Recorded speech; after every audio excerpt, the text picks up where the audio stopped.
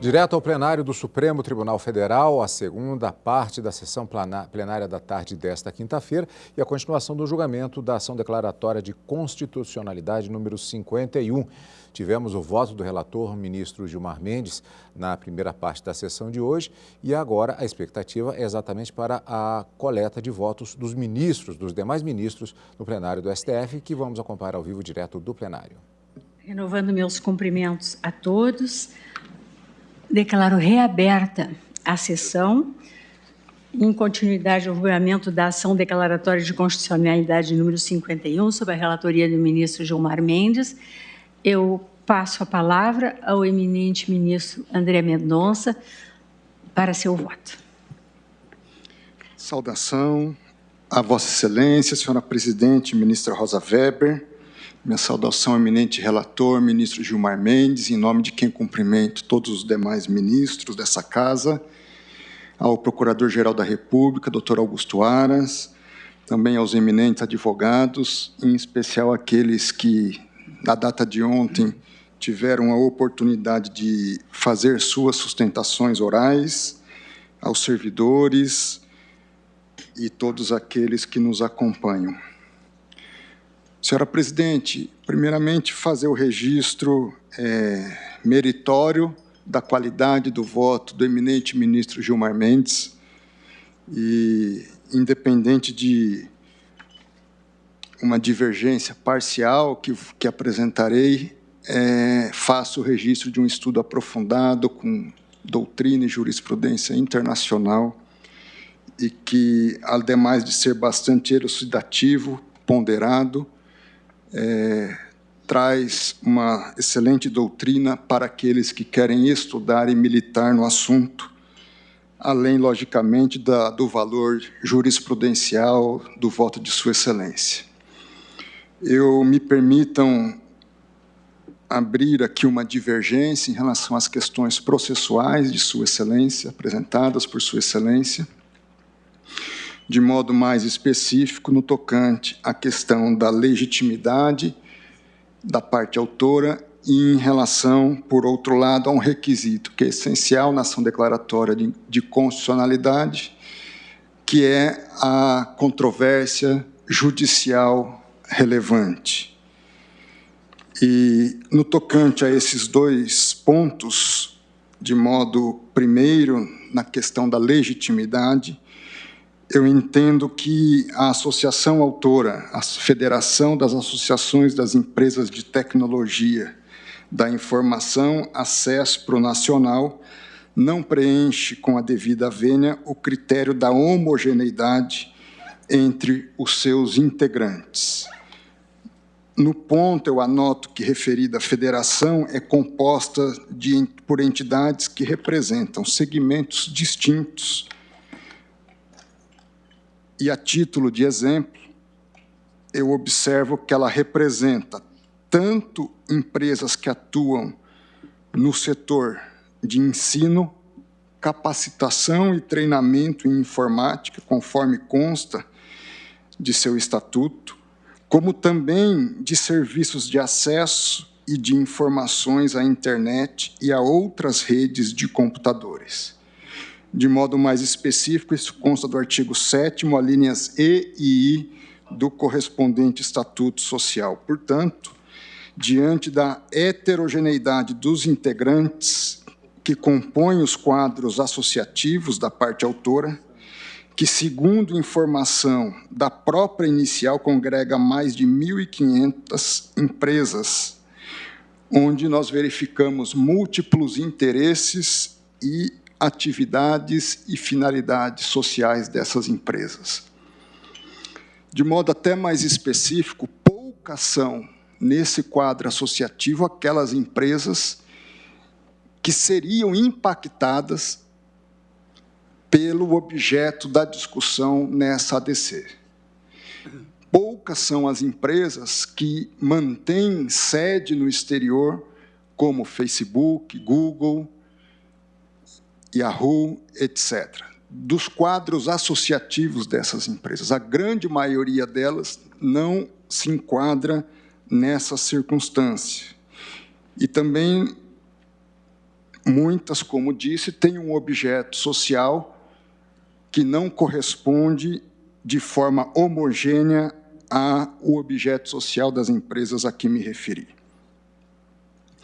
Como base jurisprudencial e precedentes dessa Suprema Corte no tocante à matéria, eu menciono 2 julgados. O primeiro na ADI 4230, sob a relatoria do ministro Dias Toffoli, cuja ementa diz, no item 2, não se considera entidade de classe a associação que, a pretexto de efetuar a defesa de toda a sociedade, patrocina interesses de diversas categorias profissionais e ou econômicas não homogêneas.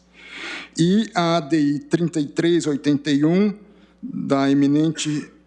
sob a relatoria da eminente ministra Carmen Lúcia, cuja ementa assim dispõe: a heterogeneidade da composição da autora, conforme expressa disposição estatutária, descaracteriza a condição de representatividade de classe de âmbito nacional, precedentes do Supremo Tribunal Federal.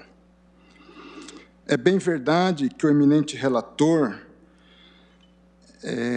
traz no seu voto um precedente onde foi reconhecida a legitimidade dessa mesma federação a CESPRO nacional, de modo mais específico, no âmbito da ADI 4829, sob a relatoria de Vossa Excelência, senhora presidente. Porém, nesse caso específico, não foi suscitada a questão da hetero- ou homogeneidade da federação correspondente, mas apenas a eventual pertinência temática do objeto da ação em relação à correspondente federação. Portanto, se é verdade que implicitamente foi realizada uma avaliação de legitimidade da referida federação, eu entendo que somente no presente caso estamos analisando efetivamente a questão da heterogeneidade.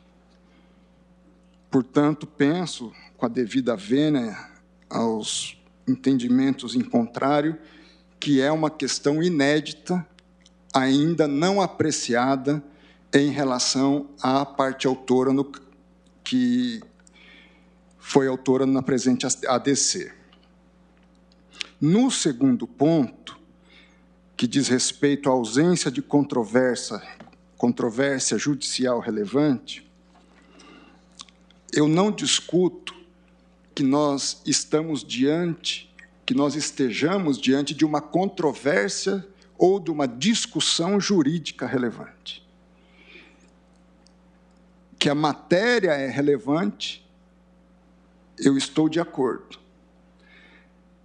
Mas penso que o fato de a matéria ser relevante não significa que haja uma questão judicial controversa, relevante, no âmbito da jurisprudência nacional.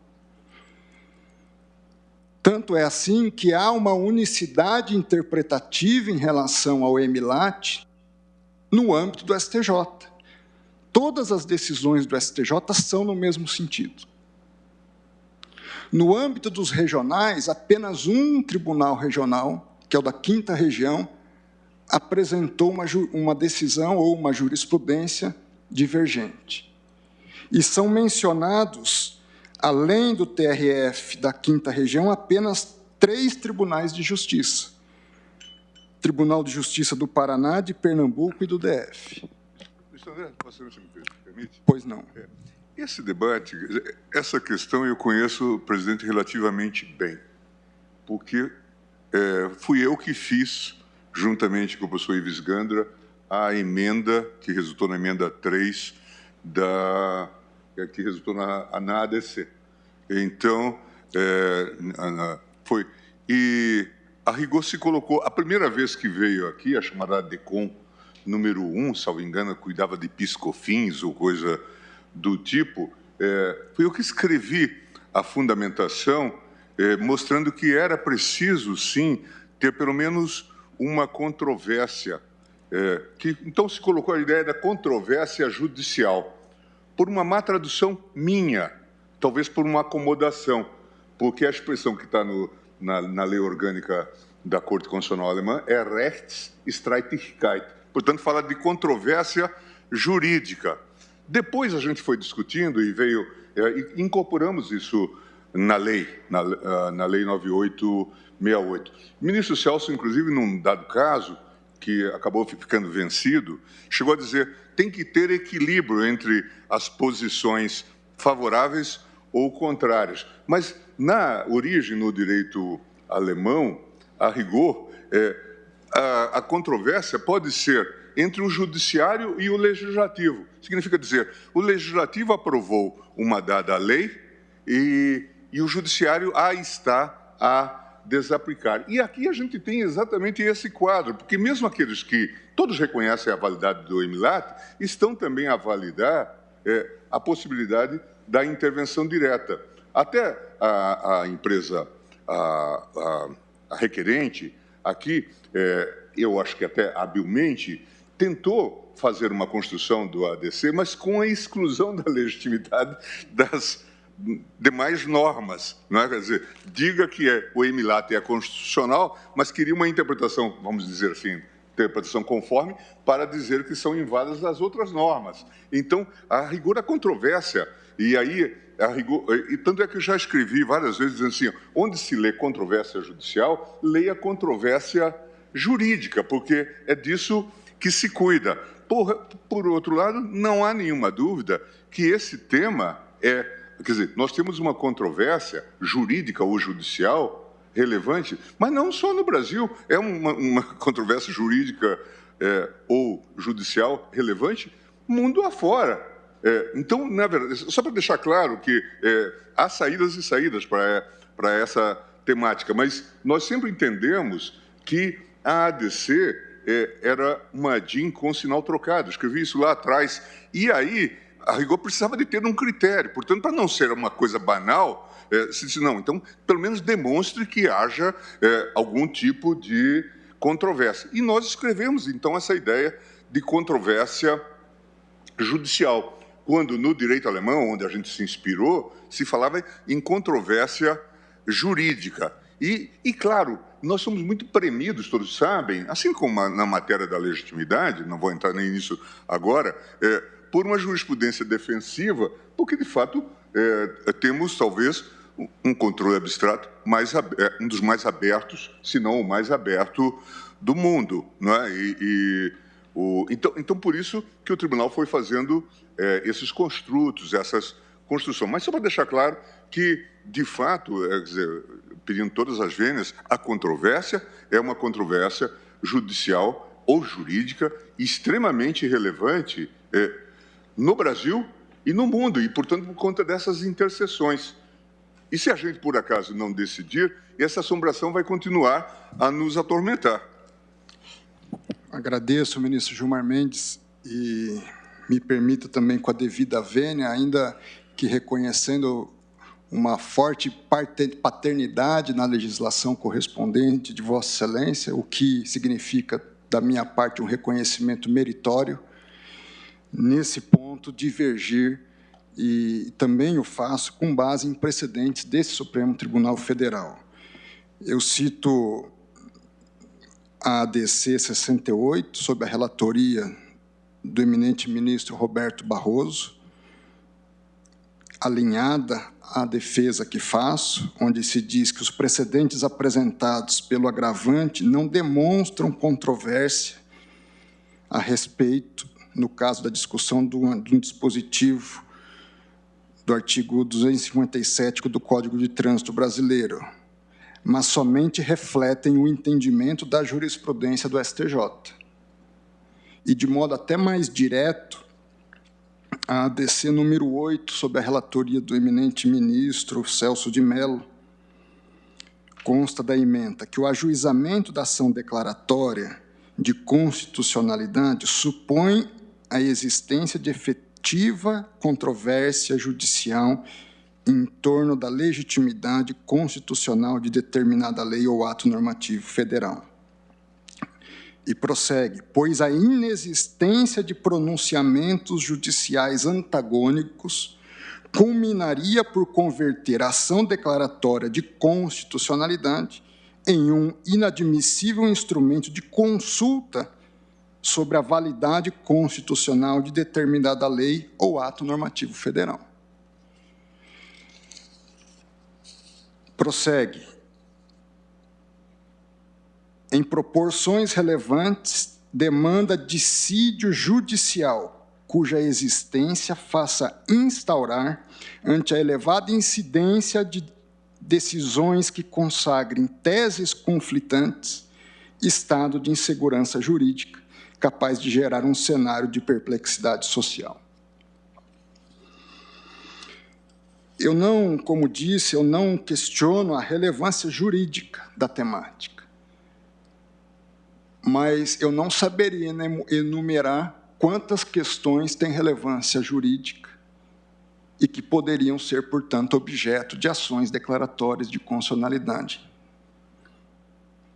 Nós estaríamos abrindo, sob a minha perspectiva e com a devida vênia, um campo de discussão no âmbito do Supremo Tribunal Federal muito mais extenso do que até o momento nós temos admitido. Fui advogado-geral da União no período de maior índice de judicialização de controle abstrato de constitucionalidade da história. Então, trago também essa experiência. E a minha modesta experiência, e certamente não tão longeva como a do eminente decano, foi de quase uma transformação do controle abstrato numa espécie de ação civil pública originária.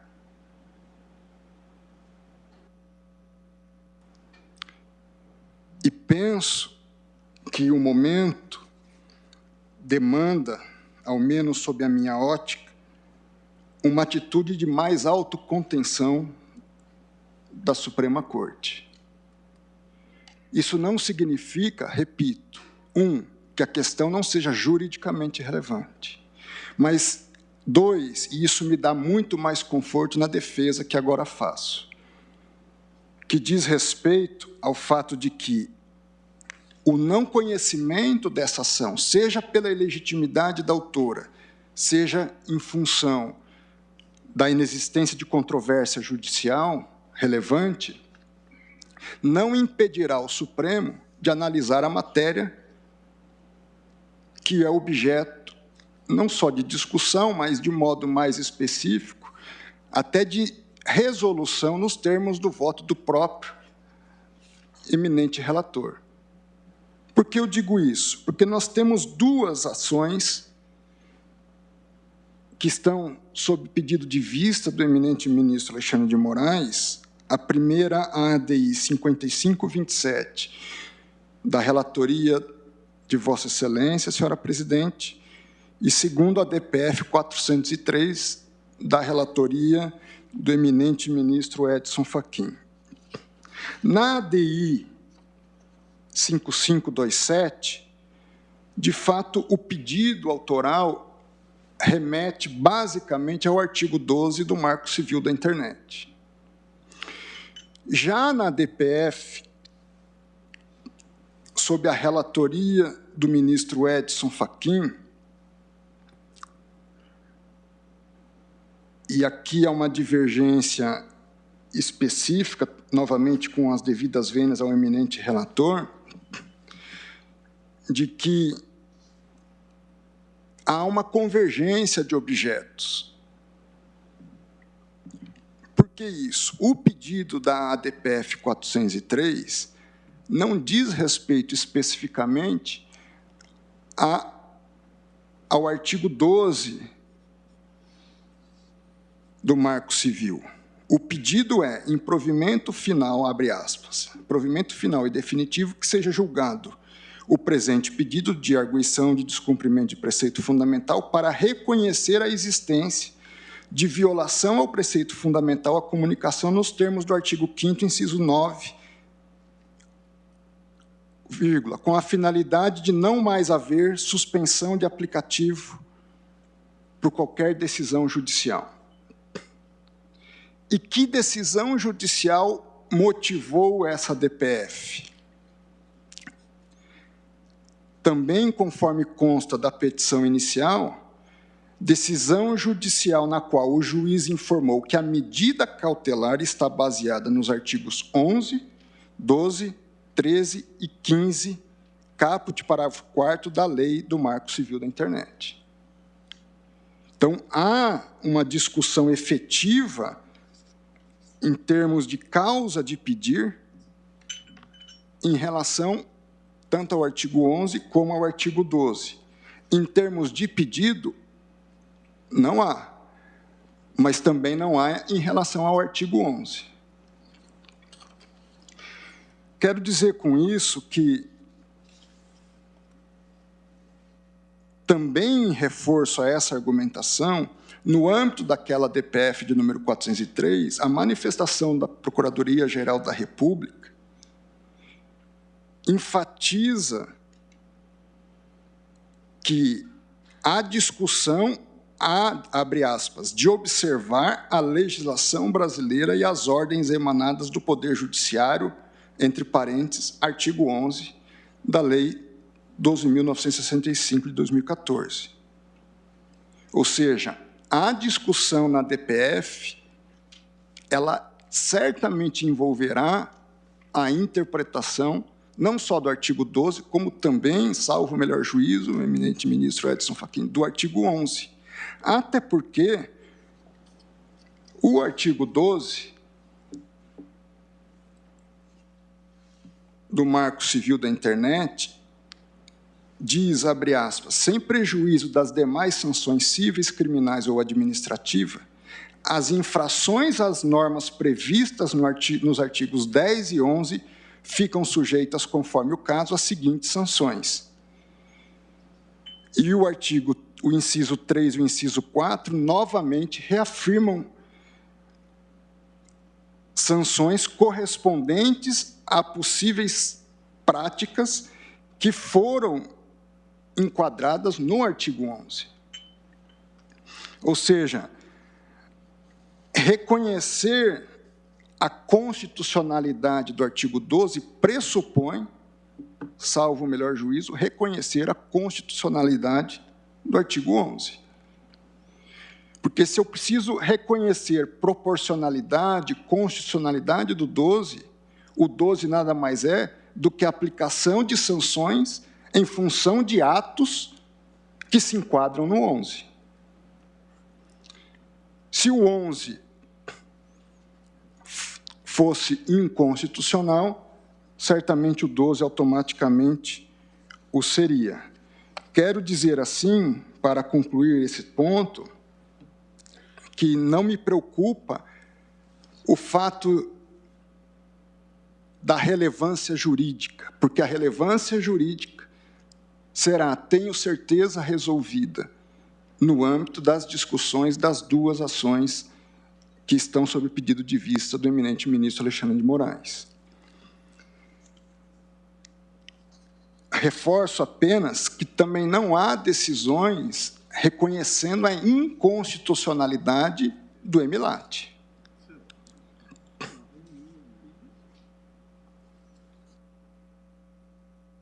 No tocante ao mérito, e aqui há uma convergência integral com o eminente relator, caso superadas as questões preliminares, que de minha parte importariam no não conhecimento da presente ação, eu comungo inteiramente com os fundamentos meritórios e o dispositivo do eminente relator.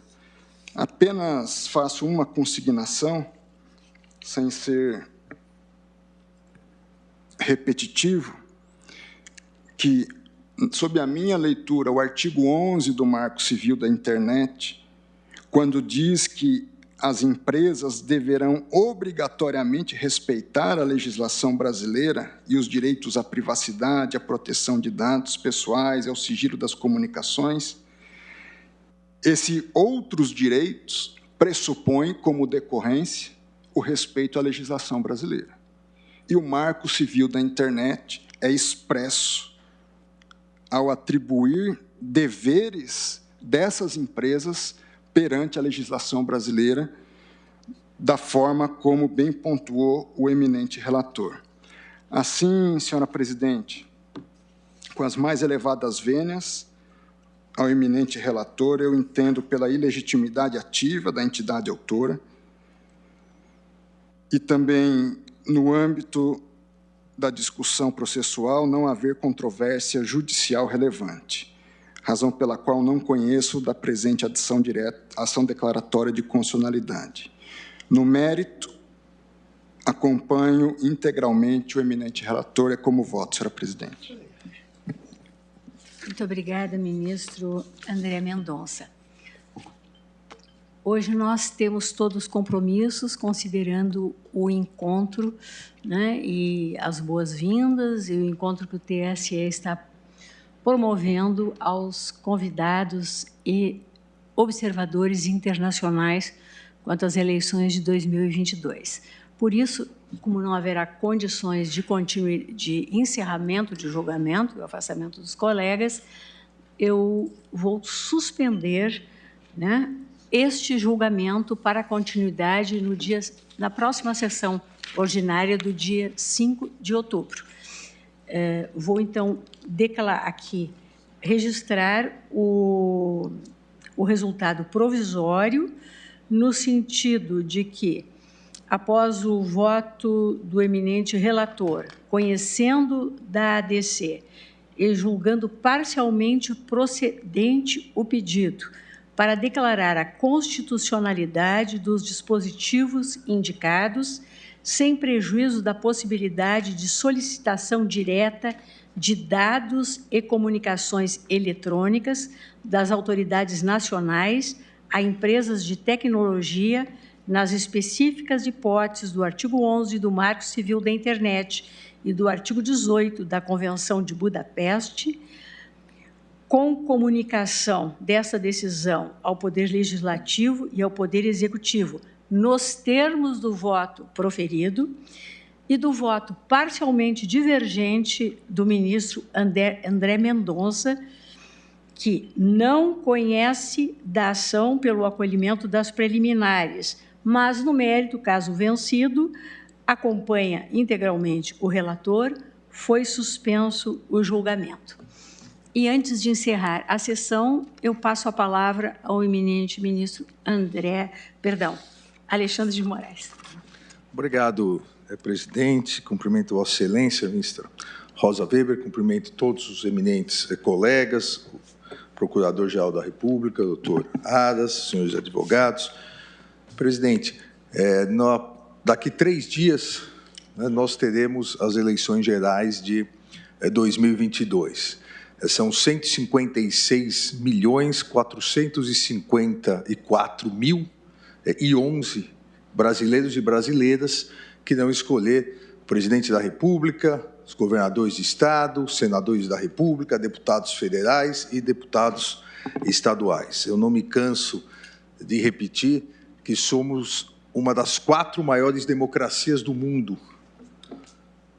mas a única democracia que proclama o resultado das eleições gerais num país continental, como o Brasil, proclama o resultado das eleições no mesmo dia, com agilidade, com segurança, com competência, com transparência. E também não cansarei nunca de repetir, isso é motivo de orgulho nacional e de elogios internacionais, como ouvimos hoje no evento pela manhã, que Vossa Excelência me deu a honra de participar. Eu, presidente, nessa véspera de eleições, eu quero aproveitar aqui a sessão do Supremo Tribunal Federal para garantir a todos os eleitores e a todas as eleitoras total segurança e liberdade para exercer o seu sagrado direito de voto. Todas as eleitoras e todos os eleitores podem ter certeza e tranquilidade que poderão se dirigir às sessões eleitorais tranquilamente, expor a sua posição ideológica, votando no candidato ou nos candidatos que escolherem. Isso é muito importante para evitarmos esse discurso de ódio, esse discurso de violência de parte de alguns radicais. A maioria do povo brasileiro, eu diria a imensa maioria do povo brasileiro, quer tranquilidade e segurança para votar nas eleições, para evitar qualquer risco de violência, para evitar qualquer desrespeito ao sigilo do voto. O Tribunal Superior Eleitoral, além de todas as medidas de segurança organizadas sempre pelos TREs, e agradeço aqui o apoio dos 27 TREs, aquelas medidas com as secretarias de segurança pública, Polícia Militar, Polícia Civil, Polícia Federal, mas, além disso, 3 medidas importantes foram tomadas pelo Tribunal Superior Eleitoral, e é sempre bom repetir para que o eleitor tenha tranquilidade ao comparecer. Não serão permitidos os celulares no momento do voto, no momento de depositar o seu voto na urna eletrônica. Isso é muito importante porque garante a tranquilidade ao eleitor da liberdade do seu voto em virtude do sigilo. Sabemos nós que, por vários motivos, às vezes corrupção, às vezes milícias, ameaça, o eleitor é obrigado a filmar o seu voto até o momento da confirmação, para depois mostrar para alguém. Então, a Justiça Eleitoral, com base na lei, a lei estabelece isso, vedou essa possibilidade totalmente, para garantir que o eleitor não possa ser cobrado disso. E os celulares daqueles que levarem serão colocados em bandejas próprias, que a Justiça Eleitoral providenciou, assim como nós já fazemos em aeroportos, em bancos, ou seja, em poucos minutos, deixa o celular, vota e pega novamente o seu celular. Da mesma maneira, para garantir a necessária segurança da eleitora, do eleitor, dos servidores da Justiça Eleitoral, que realizam um belíssimo trabalho, e dos mesários, de mais de 1.800.000 mesários, está proibido o porte de arma num raio de 100 metros das sessões eleitorais. Uma consulta brilhantemente relatada pelo eminente vice-presidente da Corte, nosso colega do Supremo Tribunal Federal, o ministro Ricardo Lewandowski, para garantir também a tranquilidade. Dia de votação não é dia de andar armado.